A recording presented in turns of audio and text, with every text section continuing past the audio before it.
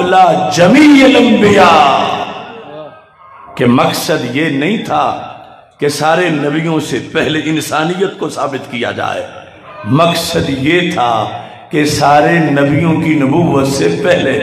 اپنی نبوت کو ثابت کیا جائے۔ یعنی اگر ہوتا نا کن تو انسان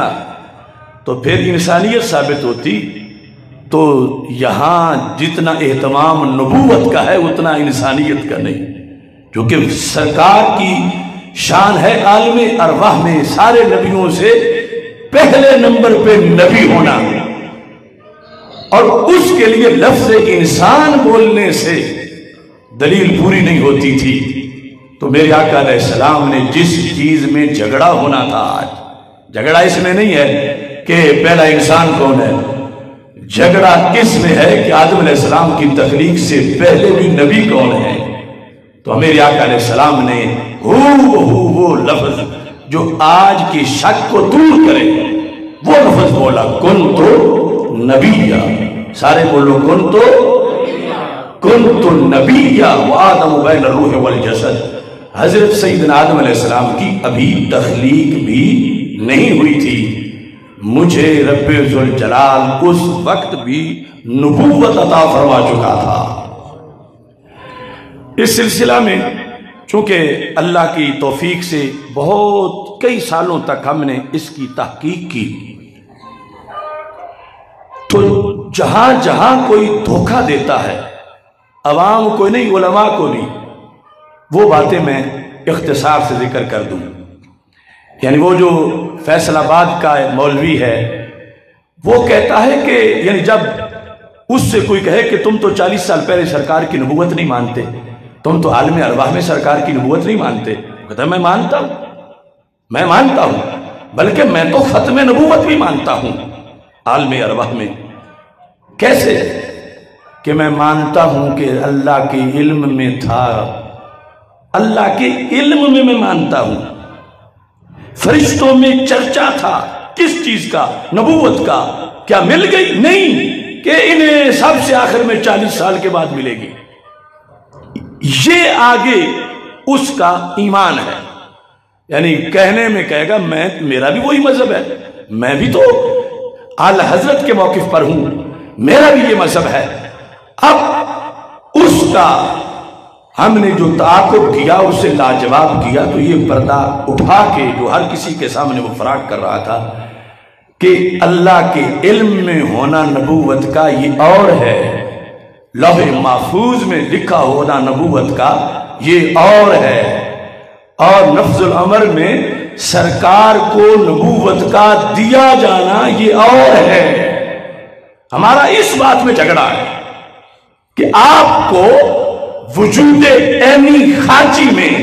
آدم علیہ السلام کی تخلیق سے پہلے رب نے نبوت عطا فرما دی تھی، یہ مسئلہ ہے جس کا وہ منکر ہے، اور اس نے باقاعدہ اس پر دلیل دی ہے تاکہ ان لوگوں کے شبہات دور ہو جائیں جو یہ کہتے ہیں کہ اس بیچارے کے پیچھے ویسے لگ گئے، اس کا تو ایمان صحیح ہے، اس نے 6 سکے لکھی ہوئی ہیں۔ اصل المیہ یہ ہے کہ آج کسی کے پاس وقت نہیں کہ کسی کی تفتیش کرے کہ وہ کیا دھاندلی کر رہا ہے، اور کسی میں بہت کم حوصلہ ہے کہ خود گالیاں کھا کے دین کی عزت پہ حرف نہ آنے دے۔ یہ ہر کوئی گالیاں برداشت نہیں کر سکتا، لوگ اپنی عزتیں چھپا کے حجروں میں بیٹھے ہیں الا ماشاءاللہ۔ اب وہ یہ دھاندلی کر رہا ہے اور برسریام کر رہا ہے، پھر چیلنج بھی دے رہا تھا، اور پھر بھی ہمارے کچھ بھولے بھائی ایسے کہتے ہیں کہ نہیں یہ نہیں چاہیے تھا، یہ اندر بیٹھ کے کوئی بات چیت ہو جاتی۔ اگرچہ ہم اندر بیٹھنے تک بھی گئے، جن کے انہوں نے نام لیا، ہم نے کہا ان کے سامنے بیٹھ جاؤ، لیکن بات یہ ہے کہ بیماری اندر نہیں رہی، بیماری تو معاشرے میں پھیلائی گئی۔